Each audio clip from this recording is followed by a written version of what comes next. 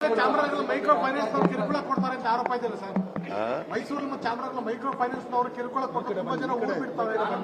ಅವ್ರ ಮೇಲೆ ಕಾನೂನು ರೀತಿಯ ಕ್ರಮ ತಗೋತೀವಿ.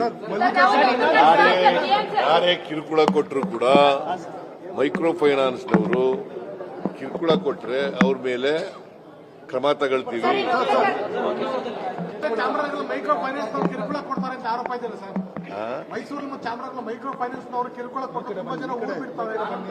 ಅವ್ರ ಮೇಲೆ ಕಾನೂನು ರೀತಿಯ ಕ್ರಮ ತಗೋತೀವಿ.